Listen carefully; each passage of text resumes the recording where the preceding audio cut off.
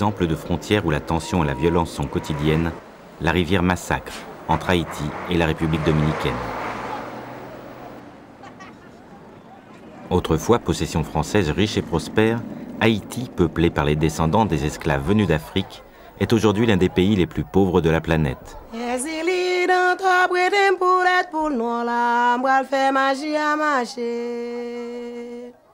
Dans la ville de Ouanaminthe, à 2 pas de la frontière dominicaine, les habitants subissent de plein fouet une crise haïtienne totale, économique, politique, sociale, sanitaire. Pour survivre, ils sont de plus en plus nombreux à tenter leur chance en République dominicaine.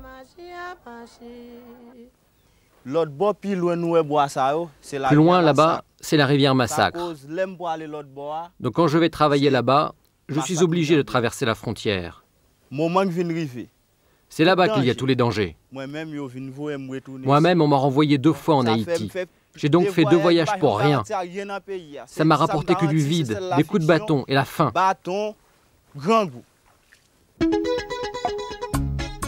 En face, la République dominicaine fait figure d'Eldorado. Ancienne colonie espagnole, la canne à sucre avait fait sa fortune. Aujourd'hui, le pays doit l'essentiel de sa nouvelle prospérité à l'industrie touristique. Le chômage baisse, l'espérance de vie augmente et les inégalités avec Haïti se creusent. Le long de la frontière qui divise l'île en 2, plus de 25 000 soldats dominicains surveillent jalousement un horizon de sinistre mémoire. Ici, nous sommes sur les rives de la rivière Massacre. La frontière dominicano-haïtienne, depuis l'époque coloniale, a toujours été problématique quant à la définition de cette frontière. Cette frontière est l'héritage des luttes entre Français et Espagnols qui se sont disputés l'île pendant plus de 200 ans. Depuis 1804, la rivière Massacre divise l'île en 2. À l'ouest, Haïti, premier État noir indépendant des Antilles. À l'est, la République dominicaine.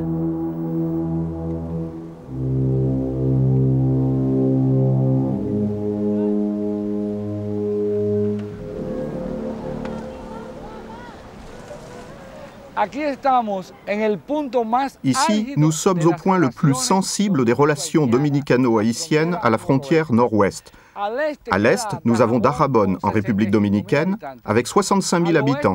À l'ouest, Ouanaminthe en Haïti, à 10 minutes à pied, avec 89 000 habitants. Tous ces gens sont en relation entre eux.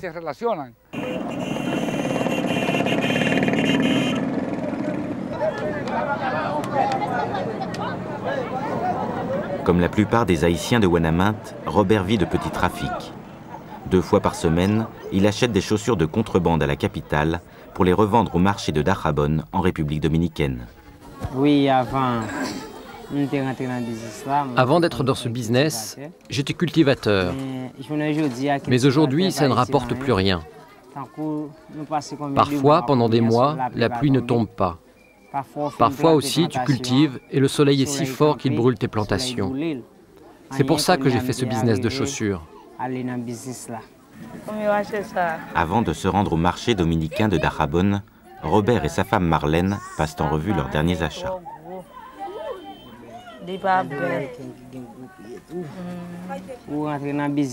Il y a trop de monde dans ce business. Toi, tu achètes de la marchandise bien chère au Cap Haïti, et quand tu arrives du côté espagnol, les Dominicains ne veulent pas te donner le vrai prix pour ça. Il y a trop de monde dans ce business, parce que notre pays ne nous offre rien d'autre.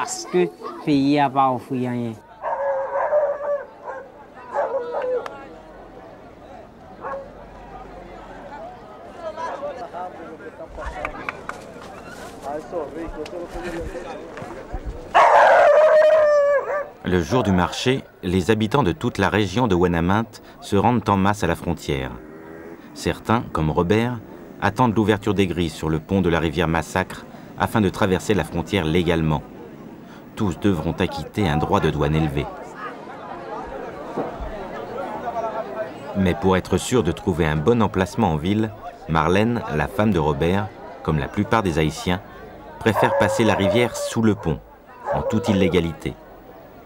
Loin de les repousser, les autorités militaires dominicaines ont institué une autre forme de prélèvement tout à fait arbitraire et informelle, le racket.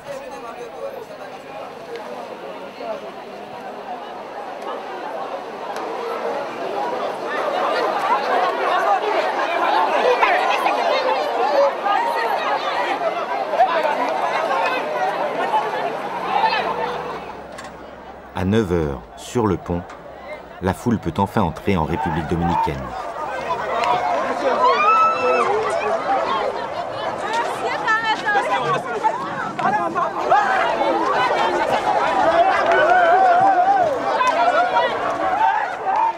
Quand ils arrivent en ville, ceux qui sont passés illégalement par la rivière sont confrontés au contrôle d'autres militaires et à d'autres humiliations.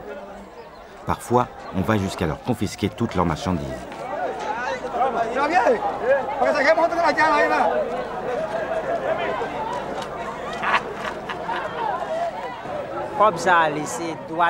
Les gens de la douane nous prennent beaucoup d'argent, et très souvent. Quand ils t'attrapent, ils t'emmènent dans un coin et là, c'est beaucoup de malheur. Les gardes te donnent des coups. Parfois, quand tu passes la rivière, même après avoir payé, ils te donnent quand même des coups. C'est l'injustice que nous subissons ici.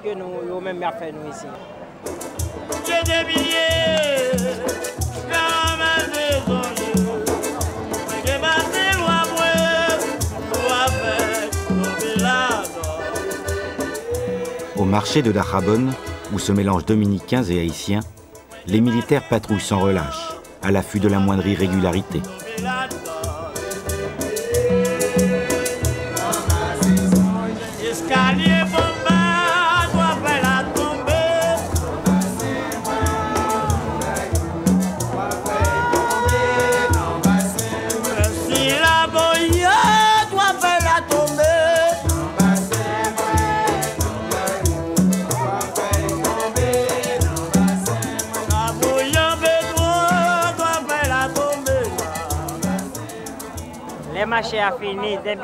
Quand le marché se termine vers 2 h, si tu n'as pas ramassé tes affaires, ils prennent des gros bâtons et ils te frappent pour que tu rentres en Haïti.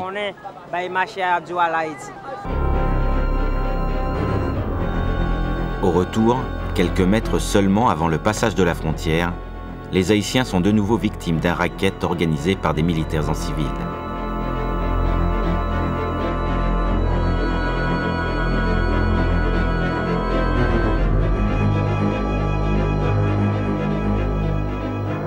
Les violences envers les Haïtiens ont une histoire ancienne.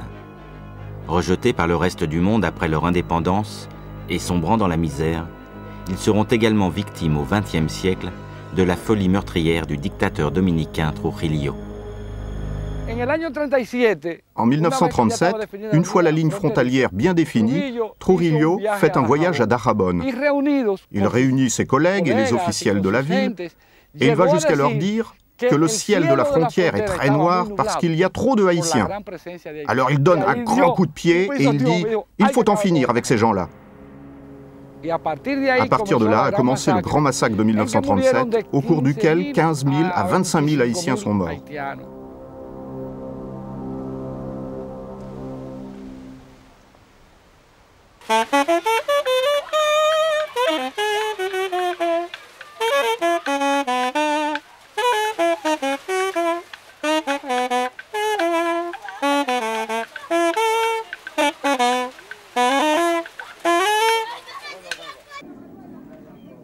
Seska est cordonnier et professeur de saxophone en Haïti.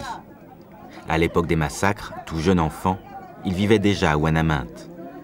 Avec son ami Solon, ils évoquent encore parfois cette période tragique de leur histoire.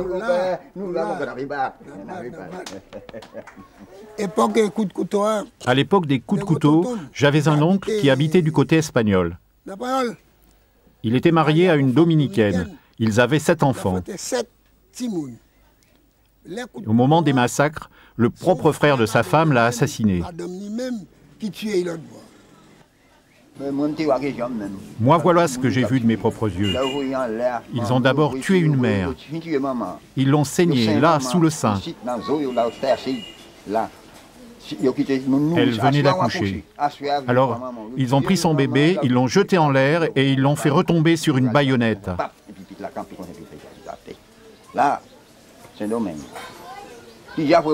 Après avoir vu ça, je ne suis plus jamais allé à Saint-Domingue. Il pourrait se passer n'importe quoi, je n'irai plus jamais là-bas. Moi non plus, je n'y suis jamais retourné. Aujourd'hui, je n'ai plus de problème avec les Dominicains. Il y en a même qui me donnent du travail. Parfois, ils sont tellement contents qu'ils m'invitent à aller de l'autre côté. Mais je dis que je ne peux pas, que je n'ai pas le temps.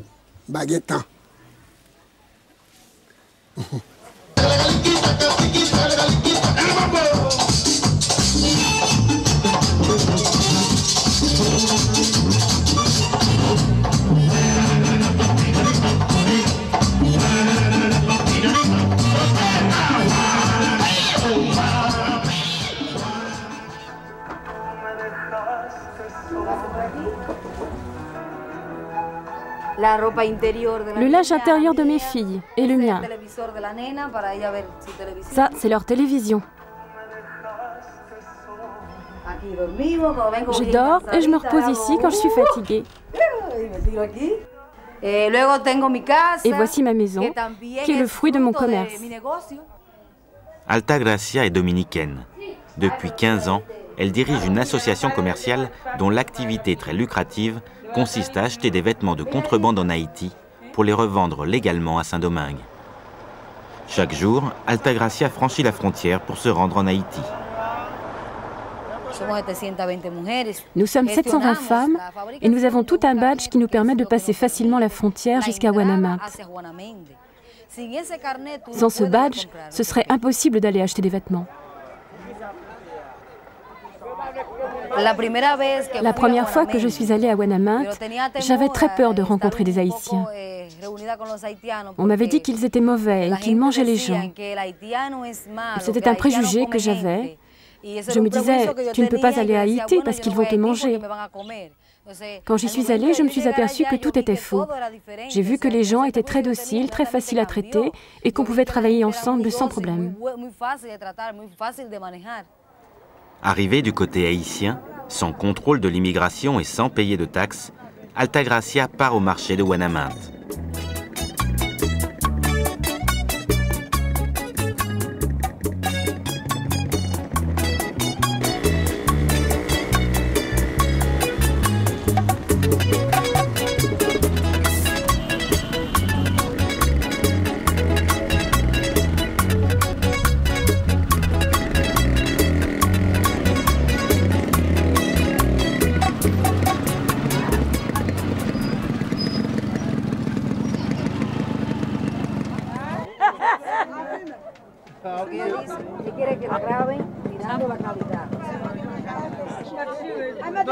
Pendant longtemps, le commerce de vêtements, comme la plupart des échanges frontaliers entre Haïti et la République dominicaine, se faisait en contrebande.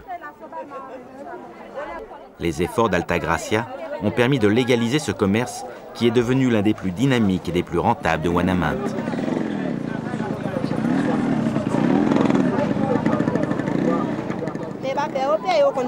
Les Dominicains n'ont pas peur de venir ici, mais ils n'achètent que des vêtements et des souliers. Après, ils s'en vont. Une seule fois, un Dominicain est venu m'acheter 2 gousses d'ail pour 10 gourdes. C'est la dernière fois que j'ai vu un Dominicain par ici.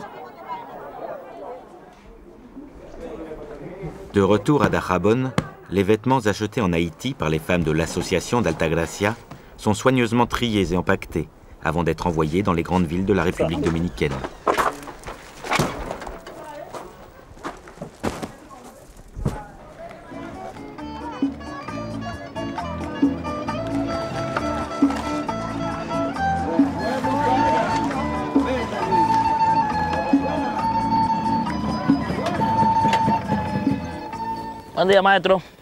Juan est un mécanicien dominicain. Il gagne sa vie des deux côtés de la frontière en effectuant lui-même des réparations en Haïti. Mais ces déplacements du côté haïtien ne se font pas toujours sans une certaine appréhension. La première fois que je suis venu du côté haïtien, j'avais 14 ans. C'était avec mon père. J'avais peur et il y a toujours beaucoup de Dominicains qui ont peur de venir en Haïti.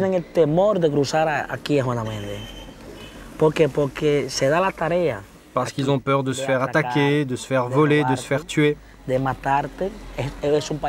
Parce que c'est un pays sans foi ni loi. Si tu te fais voler ton argent, tu ne peux même pas porter plainte.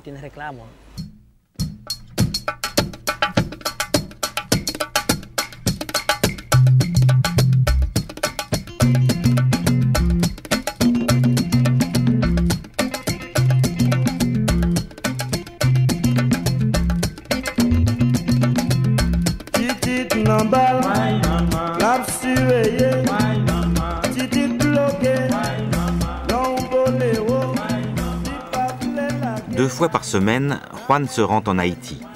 Il supervise les réparations tout en essayant de former des mécaniciens haïtiens.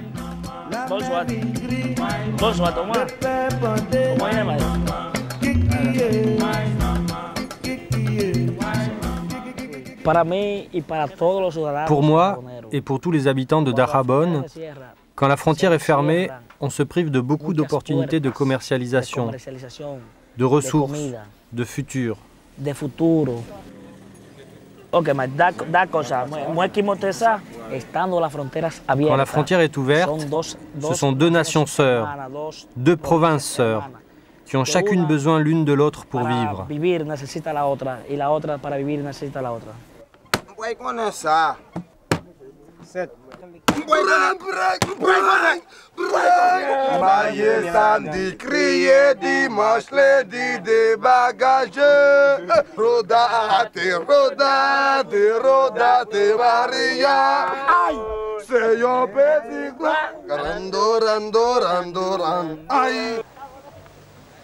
Parfois, la rivière devient un lieu de plaisir et de simplicité où l'on oublie pour quelque temps qu'elle sépare deux mondes que beaucoup de choses opposent.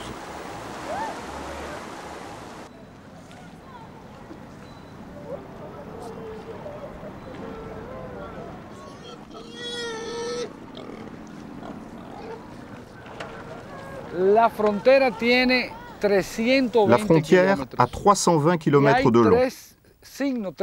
Il y a trois signes qui indiquent la frontière. Les bornes, les arbres et les barbelés.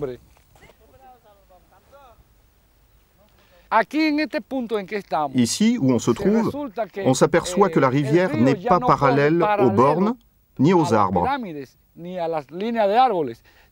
Elle est perpendiculaire. Ainsi, selon le tracé de la frontière, un même côté de la rivière peut être parfois en territoire haïtien et parfois en territoire dominicain. Cette situation est source de nouveaux conflits, comme pour Saül, cultivateur, qui travaille à proximité de la rivière Massacre. Tu vois l'état de ma plantation? Suri est dans cet état parce que les Dominicains ont creusé un canal le long de la frontière. Il sert à jeter le trop-plein de la rivière Massacre. Quand l'eau montait, ça inondait nos champs. On avait du maïs, du pois combo, des pommes de terre. Alors on a décidé d'utiliser ce trop-plein d'eau pour faire des rizières. Mais dès que le niveau de l'eau baisse, alors les Dominicains ne sont plus d'accord.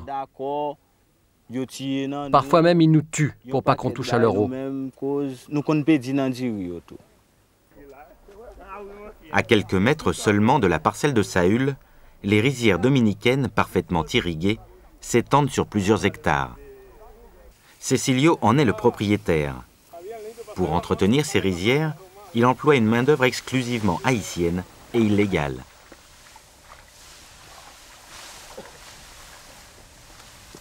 Antoine est mon travailleur haïtien préféré ici. Il est mon homme de confiance. Ici, il n'y a pas de problème avec les Haïtiens. Ils sont nos amis. On est ici sur la même frontière, à côté du canal. Ils travaillent le matin du côté de la République dominicaine et de l'autre côté, c'est là où ils font la cuisine. Et quand il est l'heure de retourner au champ, ils reviennent travailler ici. C'est un travail dur et peu payé. C'est pour ça que les Dominicains refusent de le faire. C'est pas assez rémunéré. Les Haïtiens acceptent ce travail pour moins cher parce qu'ils n'ont rien d'autre à faire.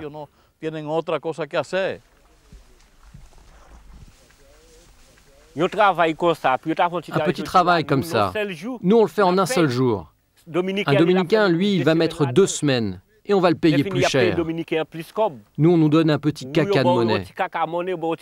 80 gourdes par jour, mais pour un Dominicain, c'est 150 gourdes par jour. Nous, les Haïtiens, on est en train de mourir. À partir du moment où on arrive dans ce coin-là, ils nous tuent. Quand on essaie de traverser la frontière, ils nous cachent dans les bois et ils nous tuent. On n'a pas de valeur pour eux.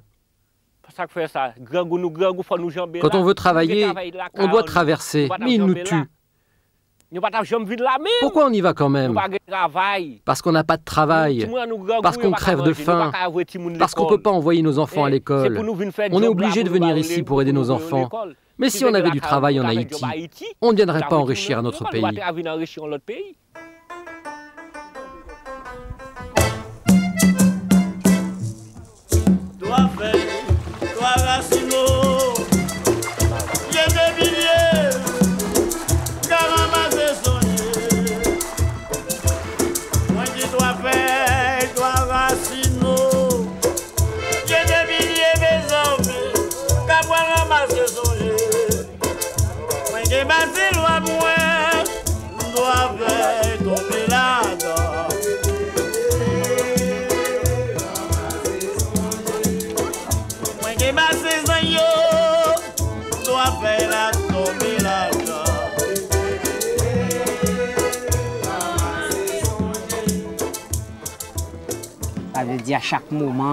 À chaque fois qu'il y a un nouveau gouvernement dans notre pays, il dit qu'il va faire des choses, il fait des promesses.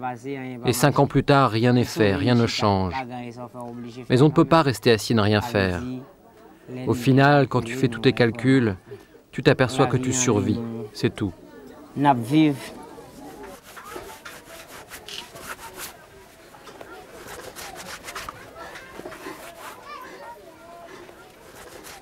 Le plus souvent, les Dominicains te respectent quand tu as un passeport. Là, tu passes les contrôles officiellement et tout se passe bien. Si j'arrive à aller plus loin et à trouver du travail, je crois que j'aurai moins peur, que je pourrai rester en République dominicaine et travailler. Sans passeport, l'immigration pourrait me renvoyer en Haïti. Mais si j'en ai un, je pense qu'il n'y aura plus de danger. Le coût d'un passeport est très élevé pour un Haïtien. Et les autorités de Saint-Domingue ne délivrent les permis de travail qu'au compte-gouttes. La main-d'œuvre haïtienne à bas prix n'est jamais aussi attractive qu'en étant illégale.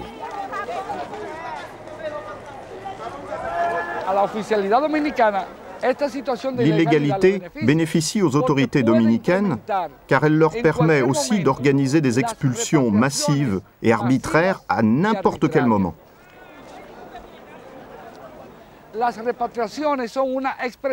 Les expulsions sont comme une soupape de sécurité pour le gouvernement dominicain, car elles détournent l'attention de son peuple. Ces expulsions se font avec beaucoup de violations des droits de l'homme. L'immigrant haïtien, on peut l'arrêter au travail, dans la rue, dans sa maison, le jour, la nuit, à n'importe quelle heure. Peu avant la fermeture de la frontière, à 5 heures, les Haïtiens s'empressent de retourner en Haïti, jusqu'au lendemain. S'il vous plaît, je ne peux pas passer avec ma brouette. C'est trop tard, fallait arriver avant.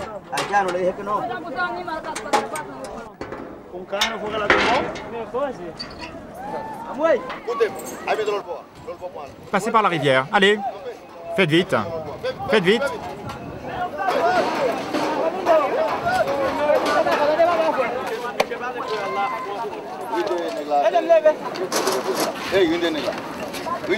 Dépêchez-vous.